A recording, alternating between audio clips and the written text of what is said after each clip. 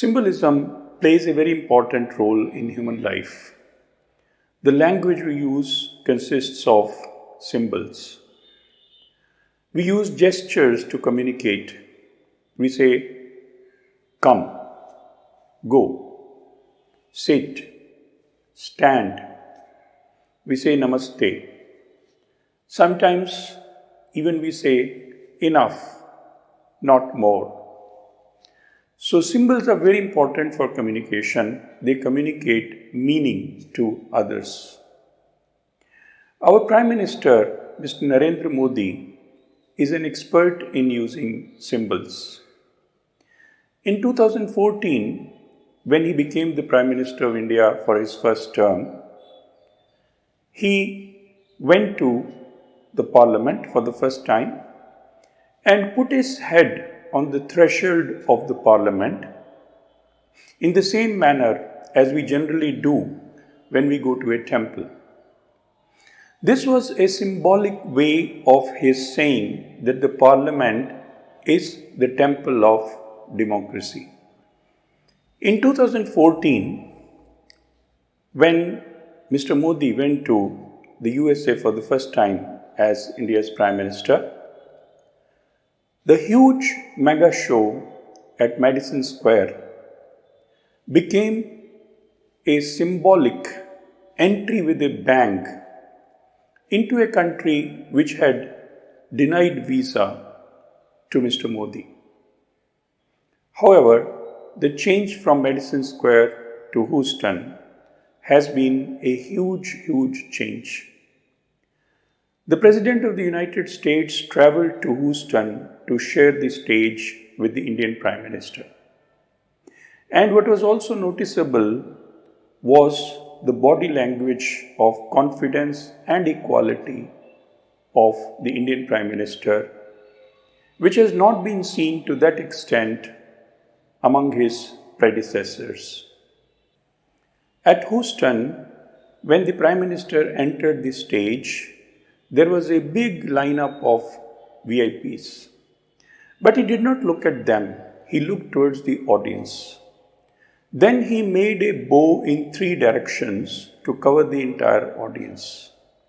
And that bow was very conspicuous in order to make it clear that Nar is Narayan or Praja is Raja.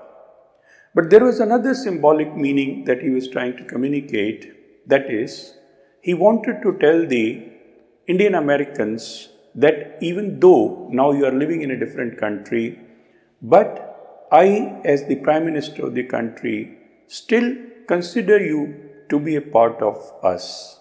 This was a very effective communication being given.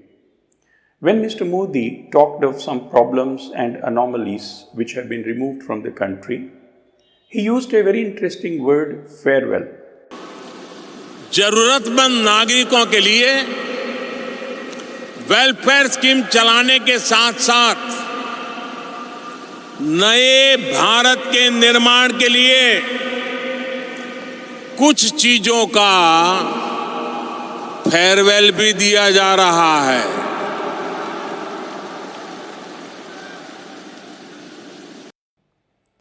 When is it that we use the word farewell? Supposing there is a guest who has been staying with us, he was a welcome guest, we had good enjoyment with him, we were sharing our daily routine with him, and then we say, okay, farewell to you. So by implication and symbolically, what Mr. Modi achieved by using the word farewell was also to hint that perhaps the previous regimes had been very tolerant towards these problems. They had almost felt comfortable about these problems. When Mr. Modi talked about Article 370, he told the audience to give a standing ovation. साथियों, हमारी parliament के upper house, lower house दोनों में घंटों तक इस पर चर्चा हुई. जिसका देश और दुनिया में लाइव टेलीकास्ट हुआ,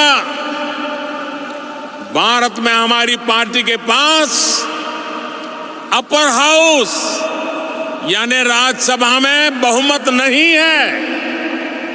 बावजूद इसके हमारी पार्लियामेंट के अपर हाउस और लोअर हाउस दोनों ने इससे जुड़े फैसलों को 2/3 बहुमत से पास किया है।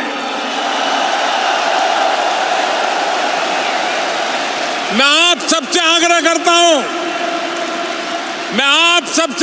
करता हूं, हिंदुस्तान के सभी सांसदों के लिए स्टैंडिंग ओवेशन हो जाए।